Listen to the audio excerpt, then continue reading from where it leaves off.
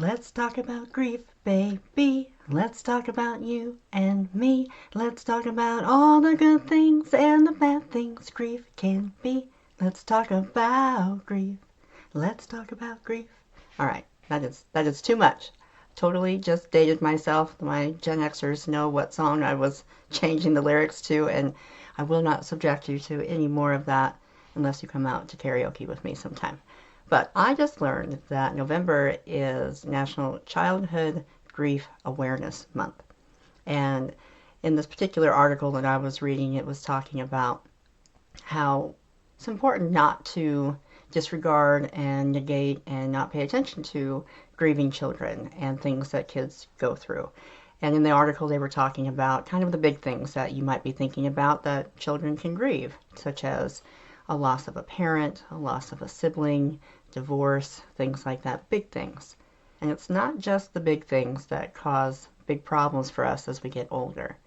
When I was growing up in the 70s and 80s, I never thought that I was experiencing trauma or grief at all because, well, maybe you might remember there used to be this kind of like checklist, 7 or 8 things that if you experienced any one of those, you've experienced trauma or you were going through grief. And it was things like that, like a death of a parent, a death of a sibling, divorce, things like that, big things.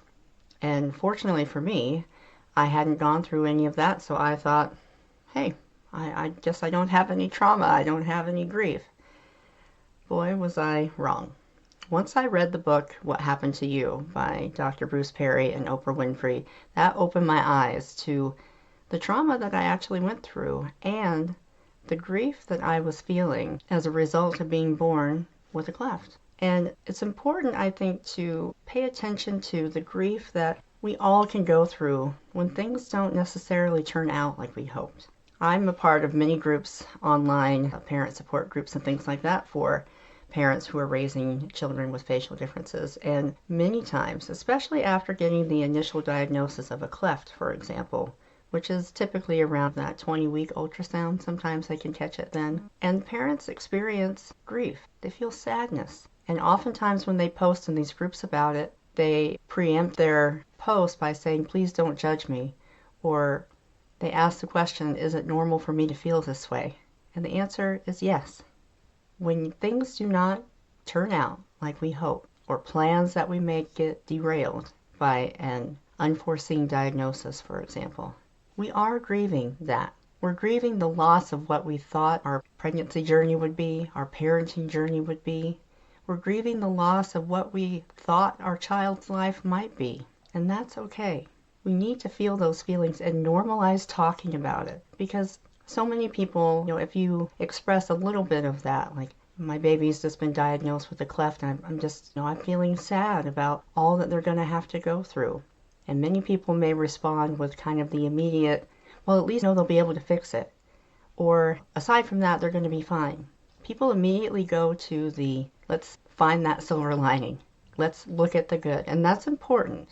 But it's also important to grieve and feel those feelings because it's very valid and acknowledging to what it is that you're going through. Now let me ask you this. For parents that are raising children with any kind of difference, whether it be visible or not, have you ever experienced your child grieving their condition? Have you ever witnessed them cry and ask you why they were born this way? My mother did. So many times when I was growing up, I would sit and cry to her and ask her why I was born like this. How it was so unfair that I had to go through all of these surgeries. Why did it have to be this way? Now, as a parent myself, I know just how hard that was for her to hear, to bear witness to that pain that I was expressing, that grief that I was expressing, because I wasn't born like everybody else. I wasn't born like my best friend or the other kids in my class. I was the only one in my class that had any kind of difference like that. But you know how she handled it? She didn't go for the immediate, well, let's look on the bright side, or give me a sort of yes but speech, or talk about how after all of these surgeries I'll be the best that I could be. No, she didn't do that. She let me cry. She cried with me. She agreed with me when I said this sucks, because it did. It still does sometimes. But by being comfortable with her own discomfort and just holding me through those moments, gave me a gift of unconditional support and love that has lasted throughout my life. So try not to shy away when we get those big expressions of grief or sadness from our kids. Believe me, I'm guilty of thinking like, it's not that big of a deal. Let's look at the positive. Let's find the bright side. Because it's making me uncomfortable to see my child hurt. That's normal. That's my empathy kicking in. And instead of shying away from it, lean into it. Hold them. Cry with them. Punch a pillow or something.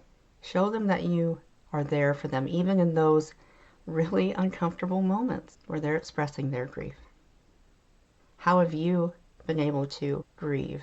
How have you been able to be there for your kid when they're grieving? Who's been there for you? And what have you learned over your life about what not to do when it comes to witnessing other people's grief or your child's grief? And what have you used to help support yourself and them through it all? I'd love to know what you think.